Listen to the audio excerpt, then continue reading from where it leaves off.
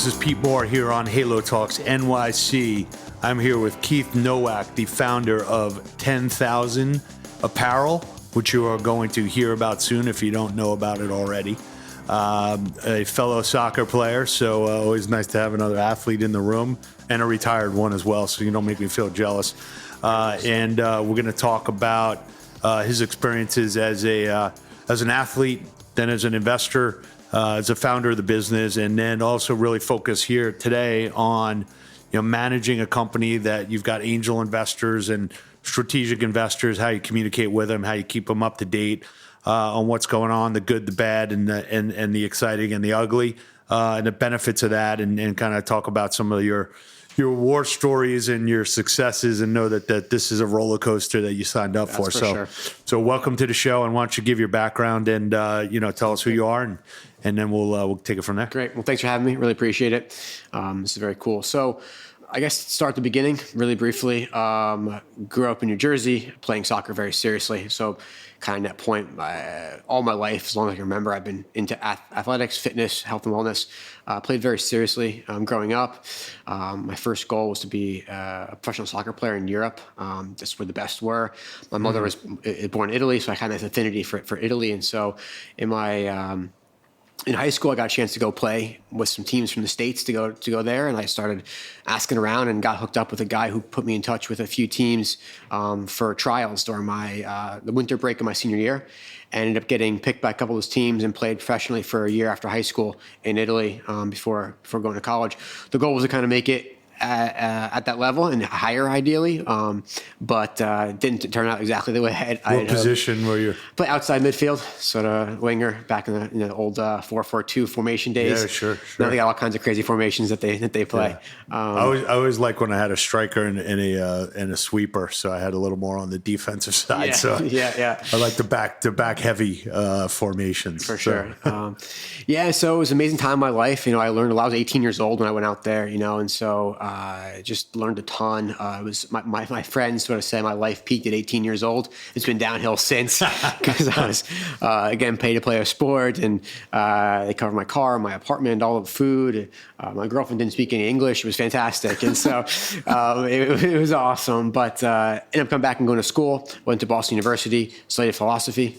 Were you still able to play there after you played in Italy? I was just so burnt out after that. I've been playing since I was 5, 6, 7 years old. Like it was just... I was done, That actually kind of ties into the future of my story as well, in the sense of during college I did nothing. I didn't train at all. I didn't work out. I wasn't fit at all. I just kind of sat around and hung out and did college stuff. After school, I launched my first company. Just kind of got right into it. I always had this feeling that I wanted to build something. And so I built my first business right after college in the tech space, digital marketing, actually.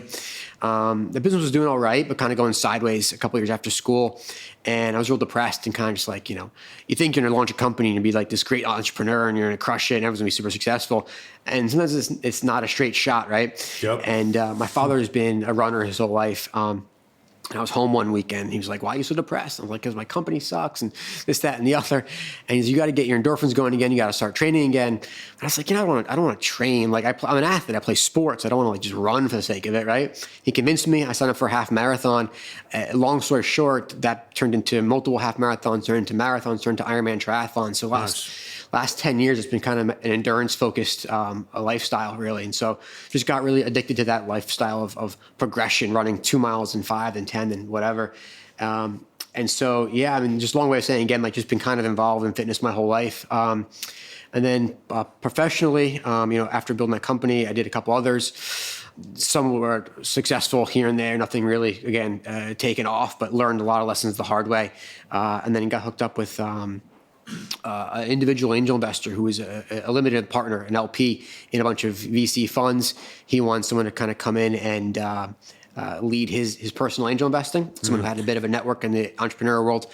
I met him through a connection, got hooked up there. I didn't know the first thing about being an investor, but just kind of ran around. But you knew enough about being an entrepreneur, I knew it made a good company, right? I knew it made a good team. I knew what kind of the pieces there, and I was running his seed and Series A investing, so very, very early stuff. Yeah. So when you were going back for a second on your your entrepreneurial endeavors and that things weren't going according to plan, and not everything's a hockey stick. Yep. I've run a couple companies, and at one point I was like so depressed, and I was like, holy shit, like what am I going to do? And dark days, man. Yeah, and then you go out, and I started to not go to dinners with friends or with other groups because I was always like the top athlete and the intramural guy and the president of fraternity, and I'm like, shit, I'm going to go to this dinner, and I'm gonna lie about like someone's gonna be like, how's your company doing? I'm gonna be like, dude, it's awesome, like we're crushing it. And I'm like, you know what? I don't want to lie about it, and I also don't know if I really want to go and tell the truth because like I have like this image of like Pete Moore doesn't fail, and you're probably like Keith Nowack, like I don't fail, absolutely, right? Man. So no, look, it's really funny you bring that up. It's there was some tough times in those early years, man. Not to get too sentimental, but I met my wife in college. We've been together since freshman year of school, so we've been together for like 15 years. But we didn't get married until much, much later because, like, honestly, I didn't have the means to buy the ring and do all that stuff because I was grinding it out as an entrepreneur. And when you don't sell a company, it's not a very lucrative business as an entrepreneur. It's tough, man. Well, I used to say, the 1st and the 15th of each month were like the hardest days of my life because I got to figure out how the fuck I'm going to make payroll. Yeah, all right. And if that check doesn't come in the mail or that wire doesn't come in, back in the day, to run this software company where it's just like checks coming in or not, wait for the mailman to like literally show up. And that really colored kind of how I built 10,000, honestly, because I really wanted to build a company that was independently strong. So you focus on profitability and not just raising more venture capital down, every 12 months or whatever, because that's how I did the first few times. And it's a stressful way to grow. You can grow fast, but there's also a lot of like pressure on you and just sort of like expectations. And so, I mean, not to sugarcoat it, like it was those tough days, man. I mean, really times where I thought like, why bother? Like, why am I doing all this shit? This is completely not worth it. But something inside you keeps you going.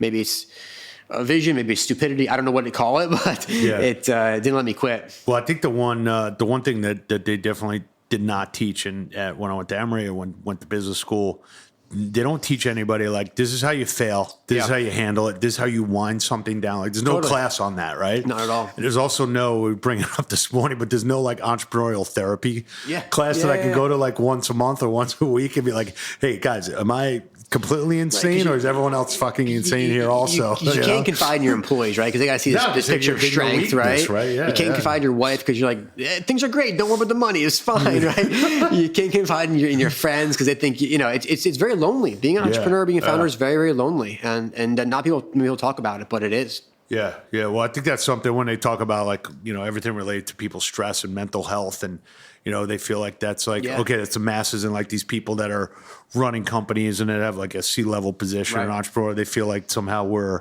like bulletproof or something to that and it doesn't affect us. But I think the emotional swings and also I think the pressure to grow is like so extreme. Especially today, man. Yeah, I used to work at Chase Manhattan Bank and I used to like I was an analyst, so I'd sit there on the Excel, and there would be like a VP that was standing behind me, like, "All right, man, grow revenue 30%, cut out cost 20%, like run that model out, put the formulas in, and bam, we got this company." I'm like, and then I ran a software company. I'm like, dude, we can't grow at 30%. Like, I don't have enough people, I don't have enough money.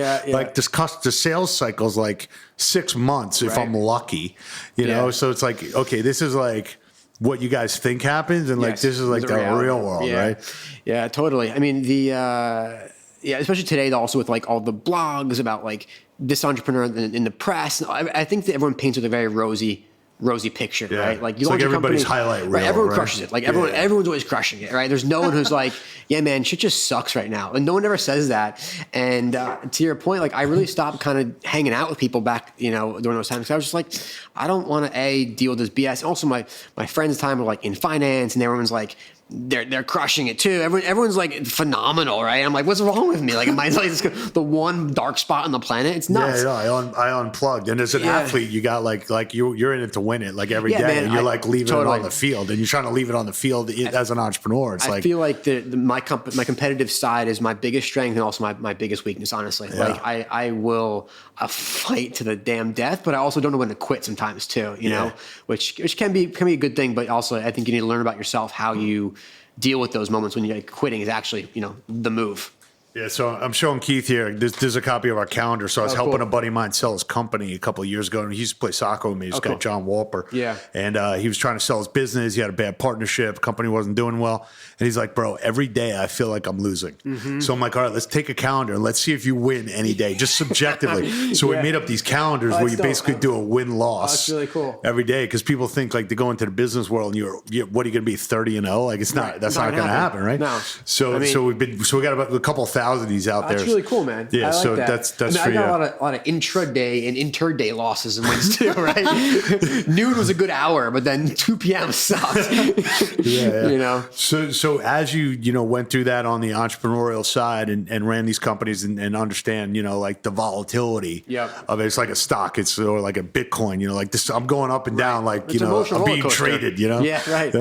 But how did that help you when you started working for this guy that you're talking about to like assess a team, assess an individual, determine whether that person is as insane as you were and is going to go run through walls, but also maybe like somebody you could talk to and say, hey, look, I'm here to help you. I'm not here to pressure you, but like we're trying to build something. Sure. It's not like building a house of cards. For sure. Yeah, I'm not going to lie. I'm not the smartest guy in the room by far. You might be in this room. There's only 4 fucking people in here, bro. There's just you, I guess, so we're good to go. But my point though is like I got really good at reading people and understanding the sort of softer side of building a business, if you will, right? Like that personality trait that you need to see in somebody to know, is this all fluff? Is this something you're just gonna be like, is this cool? I want to be an entrepreneur. Is this fun? Is this sexy? Is this exciting? Or are you gonna be the guy who, when shit's going sideways, you're going to grind it out and you're going to work 1 million hours a day, but have also that sense of resilience to deal with all the downsides and stress. And I think that really drove me to pick the companies that we worked on. Obviously some of them were just like obviously winners, right? There's some great businesses that just kind of take off and Godspeed and they're awesome. But there's a bunch of companies that we invested in that out of the gates are like, a toss up. It was like, hey, this could be good or it could be bad. Right. And honestly, the trend that I always saw was like that person at the helm, or the team at the helm, really was the deciding factor. Yeah. Honestly, it's a cliche to say that like resilience or perseverance is the key trait that matters in entrepreneurship, but it truly, honestly is. Even for the guys who just kind of get it all to kind of line up, there's that moment when you got to look at yourself in the mirror and say like, why am I doing this, right? And every dude that we backed, or woman as well that we worked with, the ones that won or that did well, had that piece to them that you could see in their eyes that like, there's something off about you, but I believe that this thing is gonna, work, right? I've always found that the people that start companies. I went to this panel with Stacy. Where was that? 2 weeks ago, Soho House, and they had like 5 entrepreneurs on the panel. And every one of the entrepreneurs talked about how the business started because they had a personal frustration that they were trying to figure out how to solve. Absolutely. So basically, they were the customer trying to solve their own problem, and then they knew that there were enough people like them that they could help. So as you look at these companies and you were assessing, where these people came from, like we got people coming in here all the time to be like, I'm going to be the next Soul Cycle, but it's going to be refrigerated biking. Right. I'm like, what right do you have? Right. Yeah. Well, what do you know that we don't know? They talk a lot about like product market fit. Like does your product solve a need in a market? But there's also a term like founder market fit, right? Does the founder of the business connect with the product and the market they're in? And I think for me, I did a couple companies early in my career that was not a fit at all. Like I was thinking like, here's a cool idea and conceptually it makes sense, but like A, I didn't give a shit about it, and B, like I didn't have that muscle memory, that feeling, that intuition to run the business. And a lot of companies that we backed, certainly had those people at the helm who like came from that space or had a unique insight or had something about them specifically that lent itself to that business. And then, for 10,000, that's kind of for me as well why I launched the company. It really is the intersection of like my personal passion and experience and professional experience. And not sound too cheesy, but like it is like my reason for being. This company comes from my core. And where'd you get? Why is it called 10,000? It's 10,000 represents that repetition and commitment to be great, whether it's 10,000 hours, 10,000 reps, 10,000 miles, like that sense of doing 10,000 hours to become an expert on anything. To do something great, you got to do it a lot, right? That kind of idea. And and that touches on more than just fitness stuff too. It touches on life and business and everything else. Yeah, I was talking to my 11-year-old nephew. I don't know if he's listening right now. I cursed a couple times. Hopefully he's not. But he was all upset with himself because he missed he went I don't know, 2 for 6 from the floor. And he's 11, right, and playing basketball. Right. He's like, man, maybe I'm just not good at this. I'm like, I told him, like, look, it takes you 10,000 hours to become an expert in anything. So we did the math, and I was like on a napkin at this restaurant. I'm taking him through. I'm like, okay, when did you start playing basketball? He's like, when I was like 8. Yeah. So I'm like, dude, you're like 350 Right, hours. you got a long way to go. 10,000. Like, you're not supposed to make many of these Right. shots. Like, calm down. Yeah. So, I think it's important though also to approach life with that sense of patience. Yeah. You know, I think a lot of people today don't have that. It's just like it needs to be done yesterday, and I think that's sort of part of what we're thinking about here too in the company is like growth and success is, you know, it takes time. You know, there's actually a Voltaire quote out front when I was sitting there waiting to come in, and it's something I forget the exact number, but it's basically about like excellence takes time. It's like a patience game, you know? And I think I used to be a culprit of that. I used to say like we got to do this like next quarter. Now I send you things and I'm like, all right, this is a 2020 idea. This is a 2021 idea. Yeah, I think you got to condition yourself. And also like if you're doing a sprint, like it's not fun to sprint, right? It's fun to like, I'm not a runner, but like it's fun to do something like over a period of time and actually look around and like soak up what you're doing versus like think that you're in a rush. That's why like I would never run a public company. Like you got to work to like every quarter, it's every quarter, and every day you're like marking to market. Like I don't want to mark myself to market. I want to like live. Yeah, absolutely. Absolutely. So what team did you build? And you I understand you took in some investors, you know, so how do you communicate with those people? How did you think about the team and how did you get those investors to back you when you didn't say like, I'm going to be the next Under Armour. I'm going to be the next Adidas. We like say, hey, look, I'm going to do this. And this is I'm going to do it at my speed. Yeah, so I think it goes back to the point you made about building something that you're connected to. So we launched 10,000 for a very simple reason. It was really way too hard to find a great pair of workout shorts. Everything in the market is just like really low quality. The incumbents build in very cost-constrained environments because they optimize for the wholesale margin, right? They sell through retailers as their main channel. So they're just not building the best possible product. Things fall apart, start smelling after workouts, right? A few workouts, stuff like that. And then the buying experience online just is also pretty crappy where you're on, you know, Nike's site and there's 180 pairs of shorts and you're like, why is one $30? Why is one $90? Kind of a disaster. And so we were like, if we simplify this whole process down to 3 great shorts to kind of cover the spectrum of working out, a lightweight version, a versatile version, and a durable heavyweight version, we're going to cover like the broad base of how guys train, make very, very high quality products. That's what we wanted, you know? So as we built what we needed. Right. And I don't come from the apparel world at all. And so the first products came from just our instinct and intuition. It's like, what do we want as customers? And that ties to your question because that's what we pitched in the early days. You know, like we were very fortunate that, you know, one of our first partners, one of my co-founders was able to finance the company out of the gates. It got us some traction, it got us some momentum, at least in building the first prototypes and first products. But in the first round we did, the first investors we pitched, was all about that personal need, that personal connection, finding folks who believed what we believed, saw our vision for the future. And those guys that you used to train with, guys that you used to race with, what was it? So a lot of the early people were people that I met in investing, really. So one of the first investors in the business was Dave Gilboa, founder of Warby Parker. We invested in his business. He became a friend. He was one of the first investors in the company. Pitched, you know, he's an athlete. He got the vision, got the product concept, believed in what we were building, kind of went from there. And then that kind of grew, and a lot of friends and family, a lot of folks who were operators and entrepreneurs came in those early days. And then we were able to kind of get some traction, and through that traction, kind of build a better story with actual numbers and growth. And we're actually closing on around right now. And I was saying to my co-founder yesterday, like we set out to do a very small round, and we're oversubscribed by 3x on it right now in just like a few weeks. And the business took a pretty big turn, you know, for the good in the last 6 to 9 months, and hit an inflection point. And we were laughing. It's like, remembering back to the early days of pitching, like how hard it was, how many people get to pitch to really get one check. Sure. And now it's like been a lot easier, knock on wood.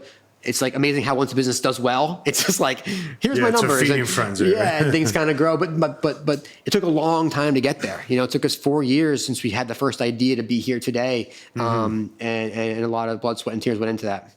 So as you solicit those investors, and then they, you know, probably some of them call some of your prior investors. Yeah. You know, what do you think your prior investors are saying about you guys? And you've been around for 4 years, which, you know, is great from like a incubation standpoint and like doing things right and learning. I always tell people, like, you know, your friends and family around is basically your friends and family giving you money to do an experiment. If the experiment works, then you get a Series A to do the next experiment. And B is, and kind of people lost sight of like, oh, I'm doing A, B, C. It's like, no, you're doing an experiment. If that works, then you get more money, right? Totally. So, you know, being around for 4 years, obviously that's a to me that's a great amount of time to actually like know what you're doing and figure it out.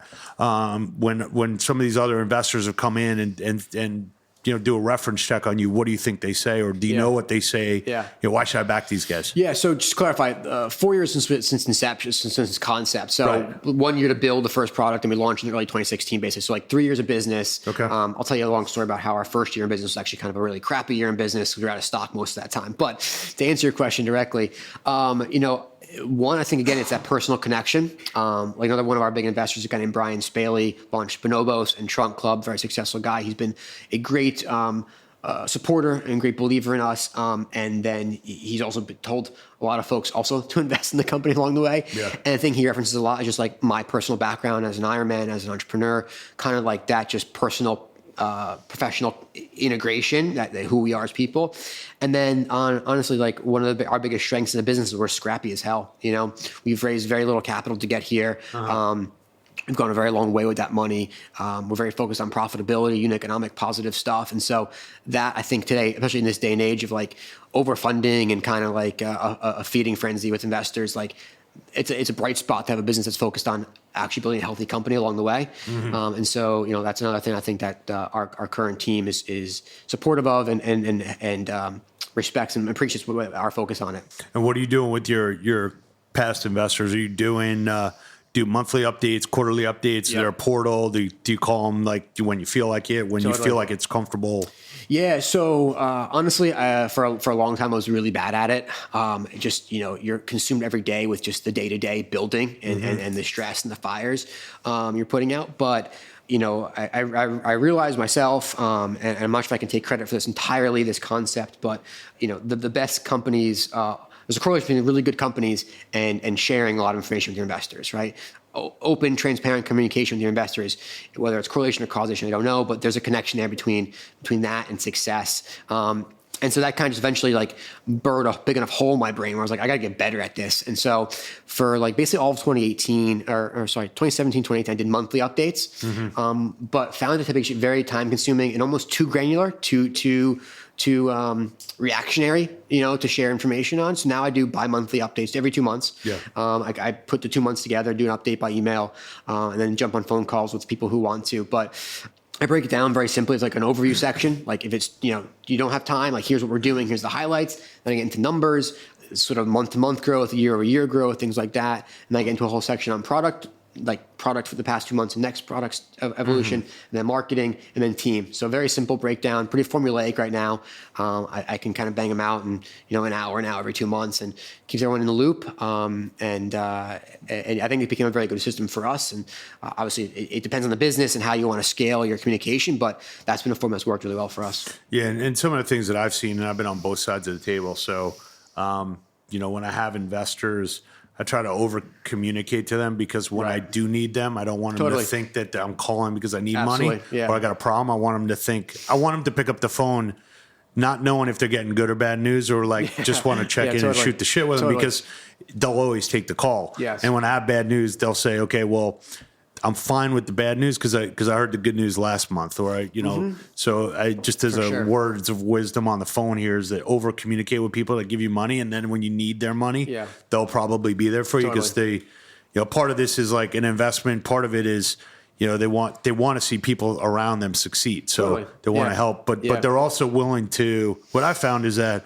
a lot of guys are willing to give you a bridge loan or just help you because they know that you're not necessarily doing what's average. You're doing what's over average on the communication side and the updates. Yeah, I think that's absolutely right. Look, at the end of the day, this is it's like any other relationship, right? Like you can look at it as a transaction. You can say, I'm going to take your money and I'm going to hopefully give you multiple on it in some period of time.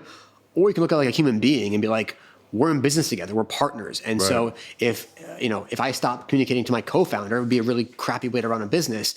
And I just think of our investors as like an extension of our team. And to your point, kind of overshare and just kind of make them feel part of the vision, part of the process. Because also a lot of the people who invest in 10,000 so far, both individual angels and institutional investors we have done it because of a personal passion. They believe in what we're doing from a end use perspective. They're also athletes. They're also serious folks who train, and they just want to be in the mix. They just want to see what's going on and be part of it. And so, Yeah, I think it's a matter of just treating it like another relationship with a human, exactly. As simple as that sounds. Human relationship. I like it. One of the things that I found that you don't really see in many other industries is that, with the proliferation of all these new brands and exciting innovations and ideas, whether it's apparel or whether it's technology or whether it's fitness boutique studios or what have you, a lot of people want to be able to say that they're an investor in that because they are passionate about it. It's almost like a, part of like a badge of like, not only do I work out at X, but I'm an investor in X. And it used to be, like, I own this stock or, I belong to this health, country club. Now it's like, I own part of that company. Yeah. It's like a big deal now. I think we're in a really interesting time to build companies today, brands specifically. One, because there's so many tools out there now that help you can build a brand quickly, like Shopify, in our case, like a back-end e-commerce system or Facebook ad man, like the ads platform is super scalable. So all like the heavy lifting that had to happen like 10 or 12 years ago is like now just like table stakes. And then also the other part of that too is just the knowledge and the awareness that people have about startups and brands. They has created this whole massive network of angel investors, right? To your point.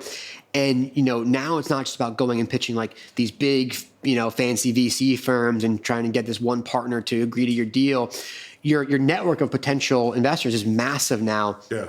If you know how to play the game right, and I say play the game because in the end, it is a song and dance. You got to do a little, dance like a monkey and convince people that you're cool, whatever. And it's part of it for sure. It's a sales pitch, but also it's like finding those believers. And, I encourage every entrepreneur I meet now who's like, hey, how do you raise money? This and the other. I'm like, think about it as a much broader process now, not just like the typical VC or private equity firm approach. It's like, there's so many folks in the world who want to be part of things like you mentioned, and who now have the knowledge and the experience to be actually helpful investors along the way.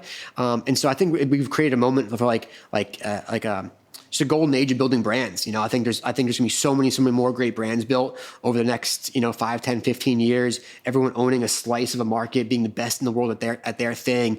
And that may not mean they're all going to be billion-dollar companies, but they all can be, $100 or $200 million companies. And you finance correctly, it's a home run. So you're going to crush it, right? So I think that's a really cool moment in time to be building companies now.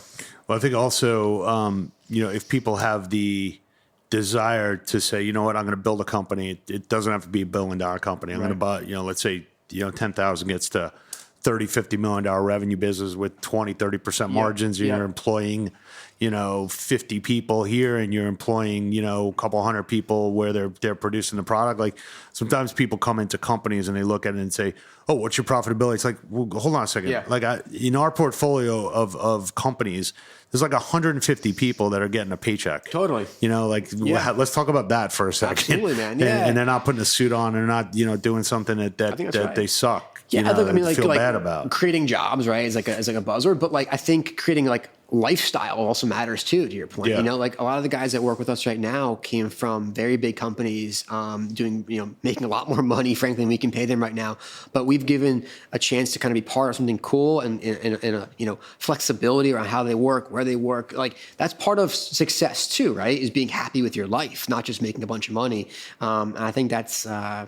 I think it's really important, and I think a broader way of looking at what makes a great company. Yeah, and I think also from a standpoint of bringing more and more capital into the space, if you get it behind the right people, and they can run a business that is profitable, and it's not just hoping that they win the game of musical chairs. Right, exactly. You build a real business, and then our initiative here is try and connect entrepreneurs with capital, and then once they have the capital, they come and they call us and they say, hey man, I need a CEO, I need a COO, I need a CFO, I need a head of sales, I need a director of marketing, I need a, so now we got like 10 more jobs where people can make a reasonable amount of money. Yeah. So that's kind of part of the whole halo effect that we're trying to create. Cool. And I'm glad we met now so we can you can be part of the halo movement. Absolutely, and it was great conversation. Hopefully people got some nuggets of wisdom out of here, and buy a pair of shorts from 10,000. Yes, buy thanks some for being shorts, on. Please tell all your friends. A lot of shorts.